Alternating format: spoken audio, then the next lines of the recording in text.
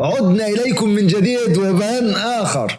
شوية الحريم اللي عاملين لي فيها رابطة دول مش هنسمح لهم يخترقوا الحلقة دي، فاهميني؟ يعني مش هنسمح.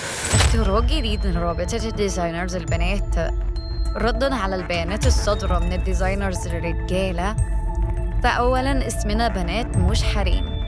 ثانياً الحلقة اللي فاتت كنا فعلاً في المطبخ بس عشان نطبخ لكم حلقة النهاردة ونكسبها غصب عنكم. ثالثاً وده الأهم، احنا بنقدر نخترق في أي وقت ومش بنتحدد، ولو كنا فعلاً سيبنا لكم الحلقة اللي فاتت عشان تكسبوا فكان بمزاجنا. استنونا الحلقات اللي جاية في اختراقات جديدة. والله كبرتوا الموضوع، مش كده بالراحه، استهدوا بالله. السلام عليكم ورحمه الله وبركاته، ازيكم عاملين ايه؟ يا رب تكونوا بخير. اهلا وسهلا بكم في حلقه جديده من استشاره التصميمات. وحلقه النهارده على الرغم ان العدد اللي شارك من البنات مش كبير قوي، الا ان هم اللي دخلوا خدوا مراكز اساسا، يعني اللي هم عطوا الشباب امل وخدوه منهم تاني. المهم عشان ما اطولش عليك في المقدمه، عايز ااكد عليك في نقطه مهمه جدا، ان انت لو تصميمك ما طلعش، عشان الحته دي الحلقه اللي فاتت لقيت فيها لغط ولقيت فيها مشاكل كده طلعت. تصميمك لو ما طلعش يا صديقي مش معنى كده تصميمك وحش خالص، تمام؟ بس بمنتهى البساطه ممكن بمنتهى الاحترام تبعت لي على الديسكورد وتقول لي يا باشمهندس احمد على قناه استشاره التصميمات عايزين بس نقد تصميمي، او اعرف ان التصميم بتاعي ايه السبب ان هو يستبعد او ان هو ما يطلعش في الحلقه.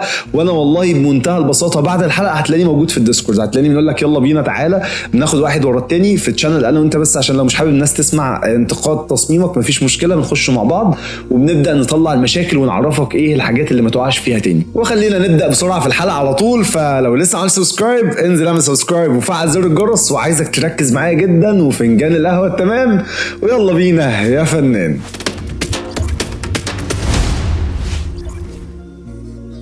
والتصميم الاولاني معانا من عادل، وبصراحه يعني منا التصميم بتاعك رايق جدا جدا جدا، وعجبني ان انت التزمتي بالايدنتي بتاعتهم على عكس ناس تانية راحت كالعاده لديزاينات المانيبيوليشن. لا، حاولوا تجددوا كده وتطلعوا من المود اللي انتم محافظين عليه او الروتين اللي انتم متعودين عليه في التصميمات، عشان ما تملوش حتى وتزهقوا من التصميمات بتاعتكم. وخلينا بشكل سريع نتكلم على التصميم هنا منا. بصراحه تصميمك تحفه وجميل جدا.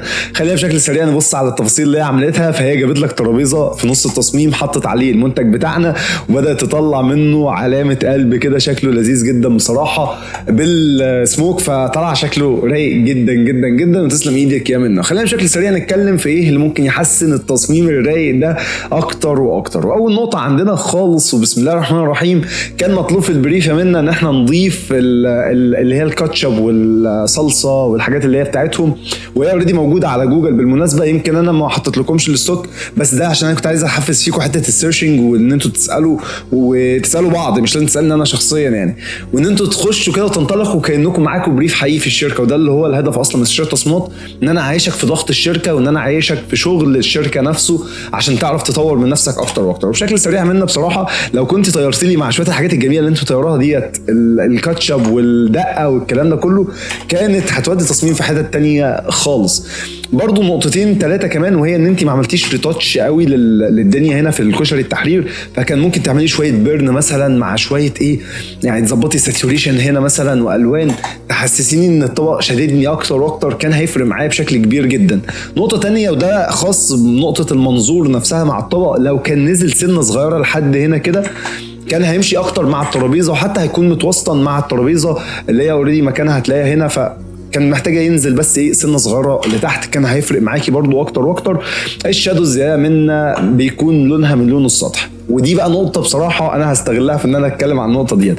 طيب يا ابو حميد، انا دلوقتي عملت الشادو، او انا هنا مثلا في موقف زي اللي منا فيه ده هعمل ايه؟ في ابيض وفي لون اخضر، وانا لو استخدمت الاخضر هيعمل ايه اللي فيها؟ هيروح يدي اخضر على الابيض. فانا ايه الحل دلوقتي؟ ما انا هحتاج اروح اعمله اسود. ما تعملوش اسود، خد اللون الاخضر. يعني تعالى كده نروح هنا اهوت اللون الاخضر اهوت، تمام؟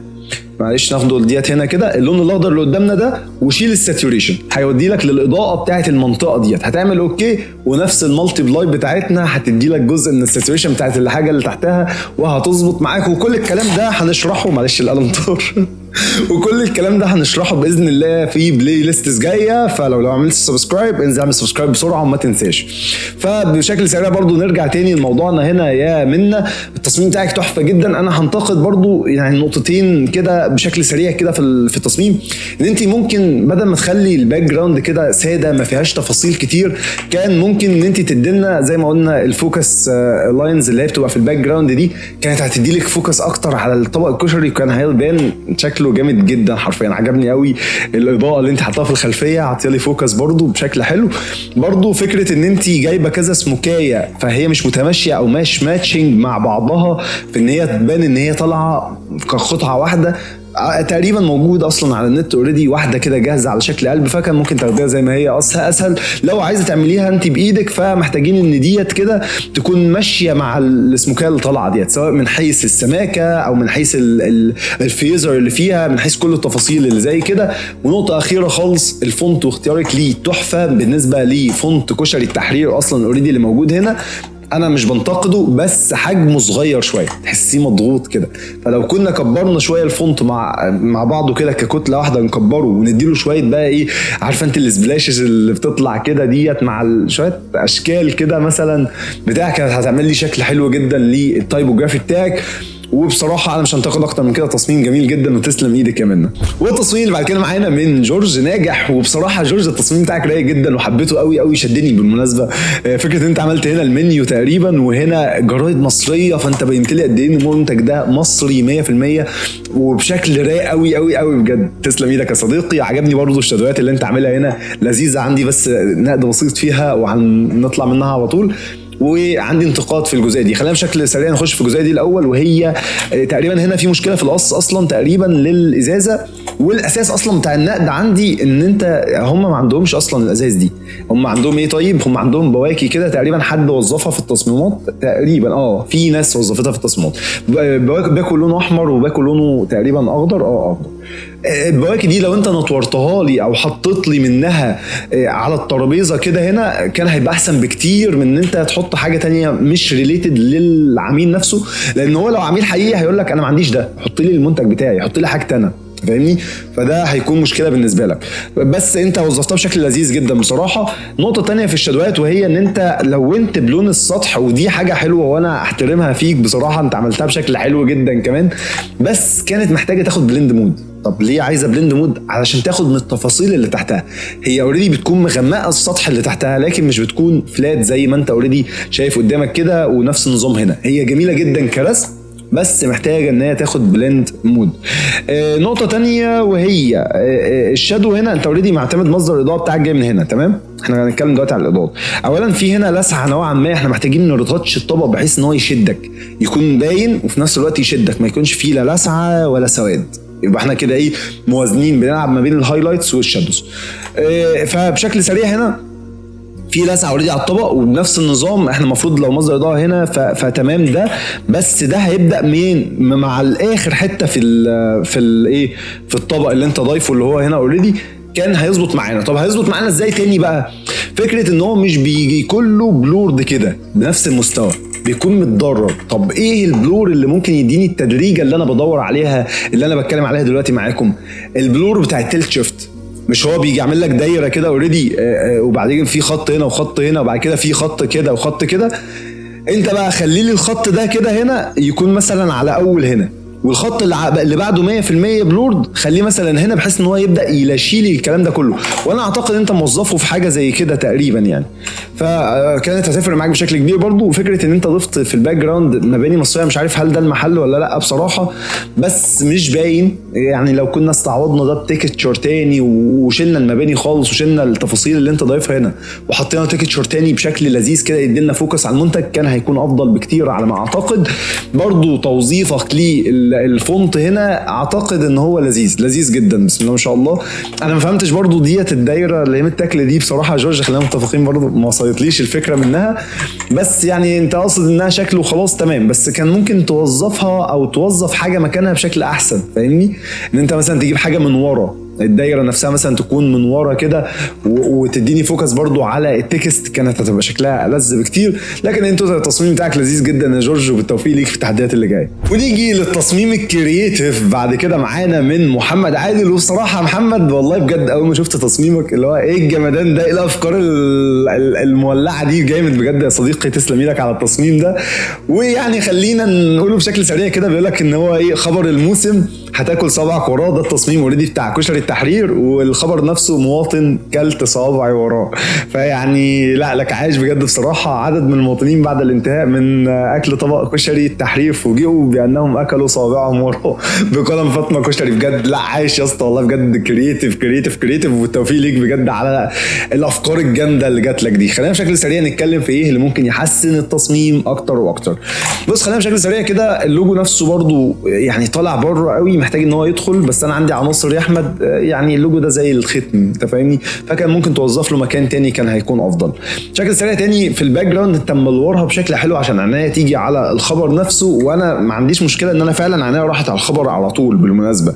لكن توظيف الموضوع هنا يعني النضاره مثلا ما كانش ليها لازمه، فاهم قصدي؟ الترابيزه كان ممكن تجيب ترابيزه تانية مصريه، ترابيزه عاديه كده اللي هي الطبيعيه، ترابيزه مطبخ كده ظريفه. الترابيزات ما بيكونش فيها الايه الخشب اللي هو مدموج جنب بعضه دوت، خاصه يعني الناس ما بتاكلش برضه على الترابيزات ديت. فبشكل سريع كده لو كنا غيرنا الترابيزه، عملنا برضو ديبس بلور سواء عن طريق تيلت شيفت سواء عن طريق ديبس بلور اللي في النيورال فلتر في النسخ المدفوعه، كان هيدي لك شكل احسن بكتير جدا، خاصه ان انت هنا ايه يعني في بلور في الحواف اوريدي اصلا الايد باينه وفي شادوهات، فدي مشاكل دي مشاكل يعني. بس الفكره تخدم اكتر من التنفيذ، فاحنا بنتكلم دلوقتي في ايه في جزئيه التنفيذ. فكشادوهات وكبلور دي طبعا يعني لا يعني مفيش تسامح فيها بصراحه، فيها مشاكل كبيره. برضو هنا في شادو رغم ان المفروض الايد اصلا بعيد عن الترابيزه، فانت اعرف ايه اللي قريب وايه اللي بعيد. وهناك اصلا المفروض ما يكونش فيه شادوز، المفروض ده ورا الايد ففي هايلايتس من هنا، ما يكونش فيه شادوز خالص، والايد نفسها يكون عليها هايلايتس كمان. تمام. الشادو ممكن يكون على الورق هنا، فتوزيعتك للاضاءه او الشادو محتاجه تتظبط.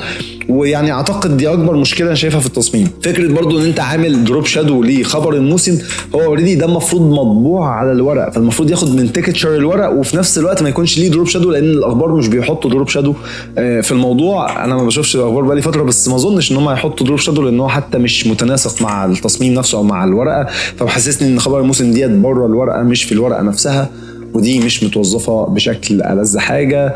وهنا كشري نيوز دوت كوم بجد والله عايش بجد، الفكره حلوه قوي بجد. برضو هنا بقى التصميم نفسه تحس ان هو مضغوط كده ومتطبق محتاج ان هو ياخد راحته، لان ده اصلا اوريدي اساسك او اساس التصميم او اساس المشاركه ان انت هتحط لي طبق كشري، فما كانش ينفع تطبق الطبق بالشكل اللي قدامنا ده. برضو زي ما قلت من شويه كنت تحط لي الحاجات بتاعتهم من حيث الدقه، من حيث الشطه بتاعتهم، من حيث الاكياس بتاعتهم نفسها، كانت هتفرق. الشادوهات برضو المفروض ككونتاكت شادو تحت الحاجه نفسها مش بعيد عنها بالشكل اللي احنا شايفينه ده. مشكله بس انا عندي شاشه كبيره وانتوا بيظهر لكم جزء صغير مش عارف هو ظاهر ولا لا. نفس النظام المفروض تعمل شويه بيرن بقى ودوج وتظبط التصميم بتاعك اللي هنا، وبعدين تعالى بقى خد التصميم بتاعك اعرضه ايه في الموك اب اللي انت هتبقى عامله هنا، اللي انت اصلا اوريدي برضو عامله من الاول. بجد بجد تسلم ايدك، الفكره تحفه، بس التنفيذ بس محتاج ياخد منك شويه مجهود. ولو احتاجت نقد اكتر وتحتاج تتعدل وتخش تتابع معاك على الديسكورد، هتلاقي اللينك تحت في الديسكربشن. تقريبا احمد عادل معانا، محمد عادل سوري معانا على الديسكورد، فخش لي جوه يا صديقي، اعمل لي منشن في الشات اسمه ان شاء الله. وبالتوفيق ليك في التحديات اللي جايه. والتصميم اللي بعد كده معانا من جنة السيد، ويا رب اكون نطقت الاسم صح، مش عارف جنة ولا جنى الاسم بصراحه يحتمل المعنيين، فاحنا هنقوله جنة اللي هو الجنه نفسها.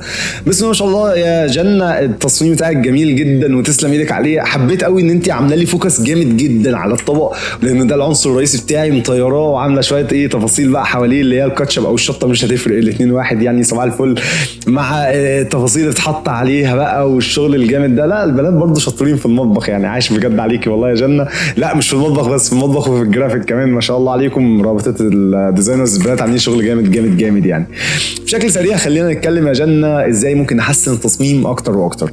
اول نقد خالص او اول نقطه انا يعني شايفها فيها مشكله حرفيا في التصميم بتاعك، وهي كميه النويز اللي موجوده هنا كبيره جدا، يعني حرفيا دي اسمها نويز. تمام، النويز اللي هي بتطلع من التصوير في سواء بسبب الايزو سواء ايا يكن، النويز دي كانت محتاجه انها تتعالج.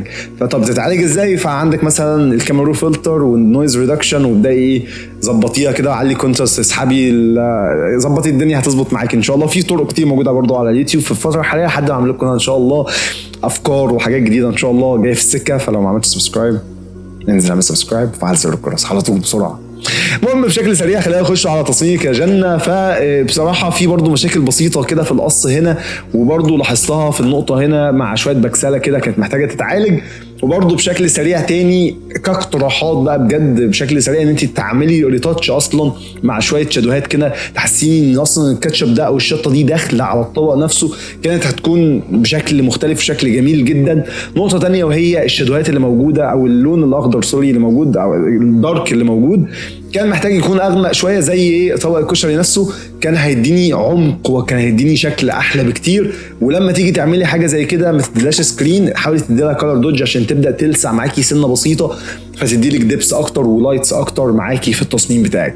هتاكل صبعك وراه بصراحه عجبتني، وحتى الشيب برغم ان الكلام طالع منه بس حسيت ان هو ستايلش كده حاجه جديده وشكله حلو، فمش هنتقدك فيه. كفونت برضو نوعا ما مقبول وقريب حلو ومش وحش. الراديال اللي حاصله ورا اللي هي الفوكس اصلا ديت محتاجه بس شويه ايه تدفن شويه او تبلند شويه مع الباك جراوند عشان ما تبقاش واخده عيني قوي. هي وظيفتها انها تشاور لكن مش وظيفتها ان هي تكون ظاهره بشكل واضح في التصميم بتاعي. لكن انتوا التصميم بتاعك لذيذ جدا والله ينور، جبتي كمان الرقم وتسلم ايدك بجد يا جنة. والتصميم اللي بعد كده معانا من المبدع والشخص اللي احنا بندور على تصميماته اللي هو عمل ايه في التصميم بتاع النهارده، كريم الشعراوي. وكريم بصراحه هنا لعب على فكره كرييتيف شويه من خلال نظرتي انا، اكيد ما سالتوش ولا اعرف هو فكرته برده كانت رايحه لفين، بس اللي انا شايفه اللي هو بيقول لك ايه هتاكل صبعك وراه. طبعا عامل الكابشن بشكل جامد جدا، يبقى عليه طلب، يبقى صباح الفل كل الناس عايزاه حتى الجماعه دول اللي هو ايه هيطلع لك من اي حته يخطف منك طبق الكشري عشان ياكله. فهو بنى لك قصه من مجرد صوره، وده بصراحه هدف التصميمات اصلا بشكل عام، فعملها بشكل جميل جدا وتسلم ايدك يا كيمو على التصميم الجامد ده. خلينا بشكل سريع نتكلم ونقول ازاي ممكن نحسن من التصميم اكتر واكتر. طبعا يعني تصميماتك لا غبار عليها، شكلها لذيذ جدا. حسيت ان هنا في مشكله ان انت تقريبا عملت دبليكيشن ونسيت تلغيها لو انت في اللوجو. طبعا دي مشكله كبيره جدا ان اللوجو ما يكونش واضح، دي احنا متفقين ان احنا ما نلعبش في اللوجو، فهي دي ممكن تكون ايه لخبطه منك فعادي بتحصل يعني. نقطه تانية وهي ان انت عامل هايلايتس اوريدي يا كريم هنا على الجزئيه او الكوب ده اللي هو اصلا احنا برضو نفس المشكله اللي اتكلمنا عليها من شويه، ان انت تضيف حاجاتهم هم عشان ديت هتترفض سواء كنت في شركه سواء كنت شغال برايفت، هيقول لك انا الحاجات دي مش عندي انا بقدم اللي هو الاكياس الصغيره، فده مش موجود، فده مرفوض. محتاج ان انت تحط لي الاكياس الصغيره دي التعديلات اللي احنا بنتعرف بسببها. فلما تيجي برضو اي سواء كريم او غيره، لما تيجي انت كمشاهد دلوقتي تشتغل لحد، اتاكد ان انت مجمع البيانات كامله عنه. اتاكد لما تيجي تجيب حاجه من دماغك ان هي موجوده عنده او ريليتد ليه، لان انت هتجيلك في تعديل بعدين. فكون ان انت تتجنب التعديلات، كون ان انت حببت الراجل ده فيك، لان هو مش بيعدل، بيلاقي شغلك حلو ومعبر عنه الحاجه اللي هو بيدور عليها، فهيشتغل معاك كتير فاكسب زبون بمعنى صح. فالنقطه ديت مهمه. نرجع تاني لموضوعنا ان في هايلايتس عاليه جدا في منطقه اصلا كلها شادوهات. المفروض الطبق ده او الكوبايه ديت بالنسبه للطبق قريبين جدا من بعض، فالمفروض يكونوا واخدين من اضاءه بعض. طب استنى بقى يا عم احمد عشان انا قصدي حاجه تانية، انا قصدي ان ديت كده طايره في قدام خالص، يعني مش عند الطبق ده قدام، يعني اقرب للكاميرا مثلا او اقرب للكادر. هقول لك بقى المشكله هنا فين، حاولت ابررها لك والله. فكره ان انت اصلا حجم الكوبايه اللي هنا نفس حجم الكوبايه اللي هنا، يمكن اكبر منه. فاحنا المفروض في دبس، كل ما هتبعد عن الكاميرا كل ما ايه الحاجه بتصغر. فانا محتاج ان دي كده تكبر شويه وتنزل بيها لقدام شويه، ساعتها هحس انها فعلا بعيده، فساعتها هبرر لك النقطه اللي انت بتتكلم عليها. برضو نقطه تانية ان هي طالما نازله كده وقريبه، برضو حسيتها قريبه جدا من الحيطه، فكنت تديني شويه شادوهات خفيفه خالص، مش لازم تكون شادوهات واضحه. كنت هتديني برضو اريحيه في التصميم. مكان طبق الكشري بصراحه واخد بوينت لذيذه هنا في التصميم، ومكان الايد برضو كذلك نفس النظام واخده بوينت كويسه، ومكان التكست فانت موزع التصميم بتاعك بشكل حلو. يا كريم بجد انت شخص مبدع كيم، والله بجد الواحد يعني بيحب تصميماتك جدا، وبالتوفيق ليك في التحديات اللي جايه. والتصميم اللي بعد كده معانا من عمر جمعه، وبصراحه يا عمر يعني التصميم بتاعك كرييتيف وحلو ويشد، وعامل شغل فيه جامد جدا بصراحه، وتوزيعتك للعناصر. يعني حتى انت هنا جبت الجزء اللي انا بتكلم عليه، فكره الصلصه بتاعت كشري التحرير، وكشري التحرير نفسه حاجاته كلها. فلا يعني عاش عليك بجد، انت عملت مجهود يحترم في التصميم ده، وفعلا التصميم ده يستحق يطلع معانا في الحلقه بتاعت النهارده. والنقطه بقى المهمه بقى، وهي الفكره الكرييتيف اللي في الموضوع، هتاكل صوابعك وراه، راح جايب لك ان هو فعلا كل صوابعه وراه وعمل شغل جامد بصراحه. تسلم ايدك يا عمر، بس انا عملتها قبلك يا صديقي يعني انا عملتها قبلك بجد والله، عاش عليك بجد. بس انا فعلا عملتها زمان كده في تصميم كان بنفس الكابشن، بس كان لحد تاني يعني اللي هو قدامكم المفروض دلوقتي على الشاشه ده. فيعني طبعا انا ممكن انتقده لكم دلوقتي في مشاكل اكيد، بس انا ساعتها كنت لسه في بدايه الميد ويت تقريبا، والدنيا كانت ايه يعني في اللذيذ كده يعني. فالمهم نرجع تاني لتصميمك الجميل ده يا صديقي، بجد تسلم ايدك يا عمر على التصميم الرايق. خلينا بشكل سريع نقول لك ايه اللي ممكن يحسن من التصميم اكتر واكتر، وايه اللي يعالج مشاكل كبيره جدا انا شايفها في التصميم اللي قدامنا ده. واول نقطه خالص وهو ان طبق الكشري هو عليه كشري. يعني عليه كشري ايه؟ ما اكيد عليه كشري هو طبق الكشري ان فوكس يعني نقدر نشوفه بشكل لذيذ، بس الاضاءات اللي عليه زياده بشويه. يعني الاضاءات كانت محتاجه تخف شويه، اللسعات اللي انت ضايفها مداريه على جمال وحلاوه. انا واحد من عشاق الكشري المصري بصراحه يعني انا عندي استعداد اكله صبح وليل وفي نص اليوم، وبص ما عنديش مشكله خالص. فطبق الكشري مش باين، المفروض ان انت تعمل ريتاتش اصلا للكشري نفسه، فاللي هو بدل ده انت داريت عليه، ودي نقطة غلط. تمام، محتاجين ان احنا نطلع بطبق الكشري نكبره، نخليه يعني اكتر جوه التصميم، فممكن تطلع بيه لفوق شوية، ويعني الحتة اللي تحت دي تكون موجودة مثلا هنا او فوق كمان سنة، كان هيبدا يظهر معايا. وتشيل بقى الفليرز والحاجات اللي انت حاططها هنا دي كتير قوي اوفر، مداريه بشكل كبير جدا على اهميه طبق الكشري نفسه اللي هو المنتج نفسه بتاعي. نقطه تانية بقى، وهي فكره ان انت وزعت الحاجات تحت برضو مش باينه، انت مداري عليهم. بعدين ازاي الطبق ده كده تحت الطبق ده، انت فاهم مش راكبه على بعضها. كان ممكن تاخد الطبق الصغنن ده تحطه لي قدامه، ما كنتش هنعترض على فكره في الحته اللي قدام اللي هنا ديت مثلا من التصميم. خلينا نعمل ايه في الحته دي كده من التصميم برضو نفس النظام، الحاجات دي تطلع من قدام من تحت كده، ما كنتش اعترض خالص على الموضوع ده نهائي بجد والله. برضو لو كنا عملنا شويه حاجه، بص انا لما عملتها كنت قاطع من الصبع بجد على الحقيقه، ورحت بقى عملت على القطع، فاهمني اللي هو داريت على القطع. ساعتها كان باين فعلا ان هو اكل صابعه زي ما انت عامل ايه هنا في الحته دي، بس انت قاطع حته صغيره. لا هو كان انا عندي كان جعان اكتر من كده وكل جزء كبير.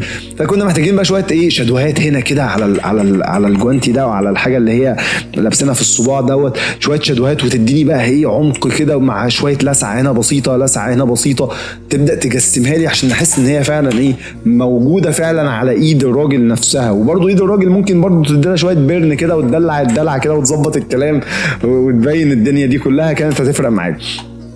نقطة تانية، السواد اللي هنا ده اوفر جدا ومحتاجين ناخده من التون. طب هو ابيض معاك ان احنا هنلعب على الدي ساتوريشن، يعني مفيش الوان خالص، بس هتبقى في الجري مش في الاسود اللي انت ضايفه هنا، كان برضه هيفرق. برضه نفس نظام الشادوز اللي هنا على اللي تحت هنا، والشادوز اللي هنا كلها المفروض تكون فيها جزء من الاحمر، لان حتى الابيض ده محمر، فاحنا محتاجين احمر في الجزء ده من التصميم، كان هيفرق معاك بشكل كبير.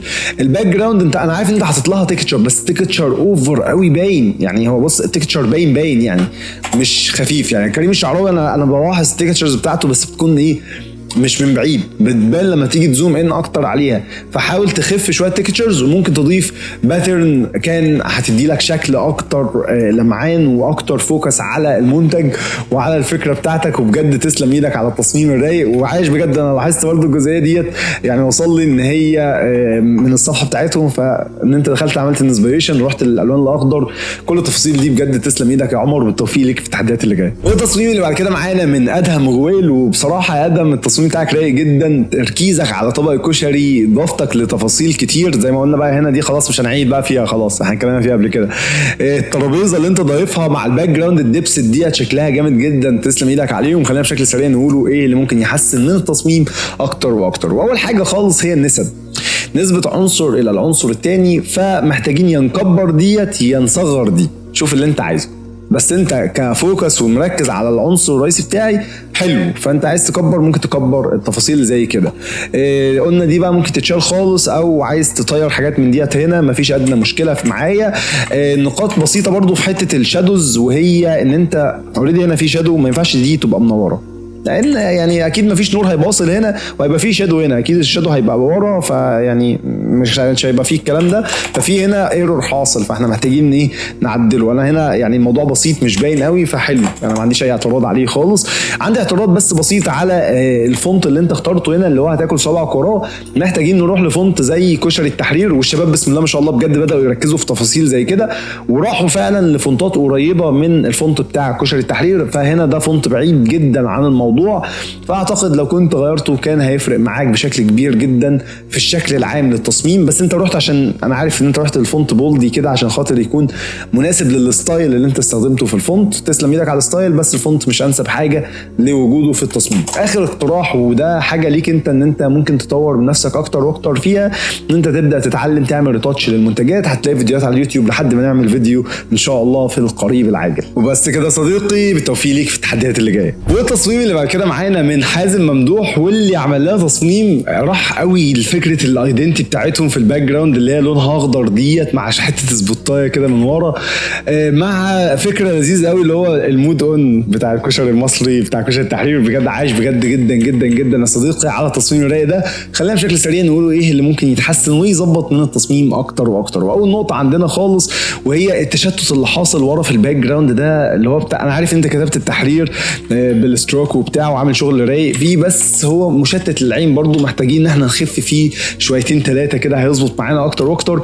برضو في نقطه مهمه وهي القص بتاع الكشري، برضو محتاجين نهتم بيه نفس النظام هنا، وده برضو يعني بيعتمد اكتر على الاضاءه. فهعمل لكم باذن الله برضو فيديو توتوريال. بص انا هظبط لكم الدنيا. المهم ما تنساش تنزل تعمل سبسكرايب عشان ضروري يوصل لك الفيديوهات اللي جايه، برضو نفس النظام بتفعيل زر الجرس. نقطه بقى مهمه جدا جدا في تظبيط التصميم اللي قدامنا ده، وهو اللايتس نفسها. فين مصدر الاضاءه بتاعك؟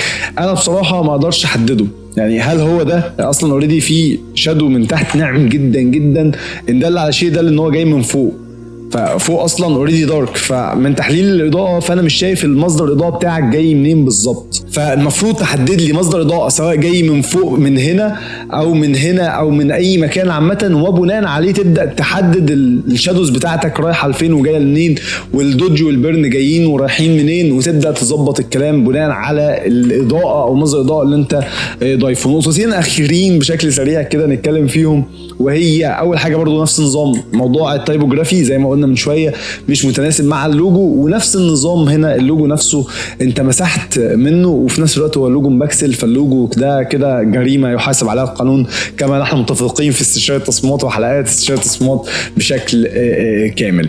انتوا التصميم بتاعك نوعا ما شكله لذيذ، فيه فوكس لذيذ على المنتج، بس محتاجين نهتم بالتفاصيل اللي قلنا عليهم دول، وبالتوفيق ليك يا صديقي. ونختم باخر تصميم معانا من اسماء صلاح، واللي عامله لنا تصميم رايق جدا وحطت لك بقى ايد منزله الحمص كده على طبق الكشري المصري بشكل لذيذ جدا.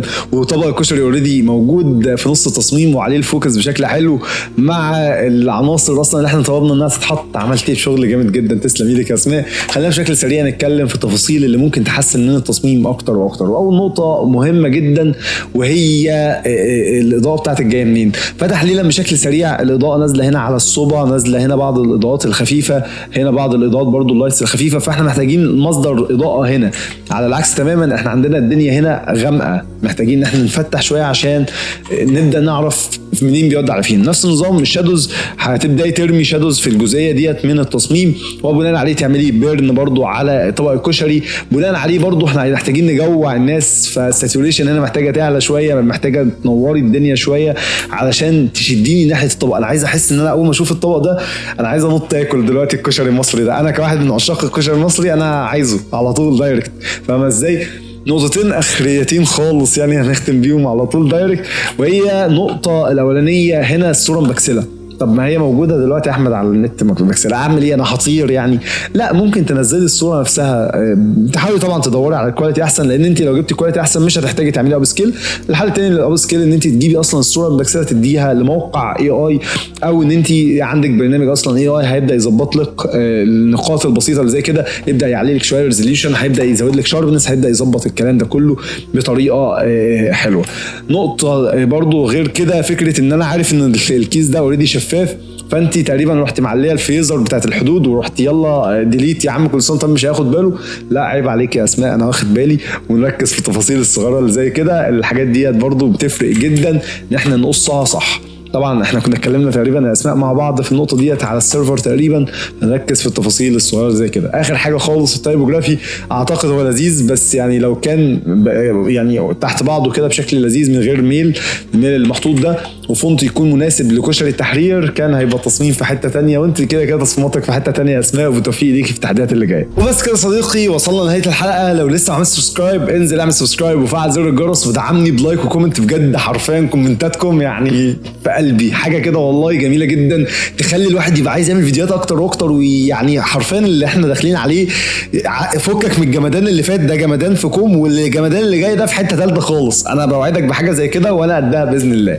المهم عايز اقول لك قبل ما نقول مين اللي كسب معانا بالمراكز الثلاثه الاولى، عايز اقول لك ان تحدي السنوي لاستشاره التصميمات يوم 10/9 الشهر اللي جاي، خلاص بقى اقل من شهر، واحنا اوريدي بنعلن عن التحديات او عن الناس اللي هتشارك معانا في التحدي دوت على الانستجرام. فلو لسه ما رحتش الانستجرام هتلاقي اللينك تحت في الديسكربشن. وبالمناسبه عملنا اكونت على تيك توك، تقدر تروح تعمل لنا فولو هناك، وكبسوا بقى كده وايه، نكسر الدنيا كده مع بعض ان شاء الله. وخلينا نشوفوا مين اللي كسب معانا بالمركز الثالث. وتكسب معانا بالمركز الثالث بنت عملت تصميم رايق جدا، طيرت لنا طبق الكشري في نص التصميم ومعلقه محطوطه فيه مع شويه بقى الصلصه الطايرين او الشطه اللي موجودين ايا يكن، مع شويه الحمص. بص عامله شغل رايق جدا حرفيا، بجد تسلم ايدك على التصميم الرايق ده. انا عرفت ان انت عرفت نفسك خلاص. تكسب معانا بالمركز الثالث جنة سيد. الف مليون مبروك يا جنة، بالتوفيق ليكي في التحديات اللي جايه، ومستنيين منك تحدياتك اللي جايه باذن الله تطلعي كده مركز اول على طول ان شاء الله. ونيجي للمركز الثاني واللي عامل لنا تصميم رايق جدا، حط لك طبق كشري على صينيه كده خشب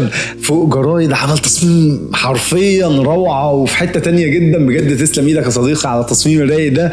وخلينا نقول مين كسب معانا المركز الثاني. يفوز معانا بالمركز الثاني جورج ناجح. بجد تسلم ايدك يا جورج على التصميم الرايق حقيقي، بجد انت خليت التصميمات عندنا مستوى الليفل المنافسه عالي جدا، والتوفيق ليك في التحديات اللي جايه. ونيجي للمركز الاول واللي قفلت التحدي النهارده وقالت لك تحدي استشاره تصميمات الحلقه رقم 27 خلاص ده بتاعي ومحدش ليه دعوه بيه. وهي بالمناسبه عملت تصميمات رايقه جدا، ويعني عملت حاجه بجد انا بطلبها منكم كلكم كدعم ليا، وهي ان هي لما نزلت التصميم في الجروبات عامه كتبت ان ده من تحدي استشاره تصميمات، فده بيعمل اويرنس للناس انها تعرف التحدي وتكبروا القناه اللي احنا كلنا شغالين عليها مع بعض. انتوا كلكم عيله واحده، باذن الله نوصلوا فيها ل 100,000 سبسكرايبر مع بعض قريب جدا ان شاء الله. ونرجع تاني نشوفوا مين كسب معانا. يا ترى مين اللي كسب معانا بالمركز الاول؟ ويفوز معانا بالمركز الاول من عادل. الف مليون مبروك يا منا، بجد التصميم بتاعك رايق جدا. ترابيزه مع طبق الكشري، عملت شغل رايق مع القلب وهتاكل صبعك وراه شغل. يعني انت طبخت التحدي حرفيا وكسبتيه بمنتهى البساطه وبمنتهى السهوله، لان انت حد ناجح. مستنيين منك مشاركاتك اللي جايه في التحديات اللي جايه، وتكسبي معانا المركز الاول على طول ان شاء الله. بس كده صديقي وصلنا لنهايه الحلقه. لو لسه ما عملتش سبسكرايب انزل اعمل سبسكرايب وفعل زر الجرس. ولو عندك اي سؤال حرفيا سيبه لي تحت في الكومنتس وارد على كل الاسئله باذن الله. ولو حابب تنتقد تصميمك هتلاقي برضو الديسكورد تحت في الديسكربشن، خش معايا وابعت على تشانل استشاره تصميمات، وباذن الله ادخل معاك برايفت ونظبط كل التظابيط مع بعض ان شاء الله. وبجد يعني انا سعيد ان انا كنت معاكم النهارده، واشوفكم على خير الحلقات اللي جايه، والسلام عليكم ورحمه الله وبركاته.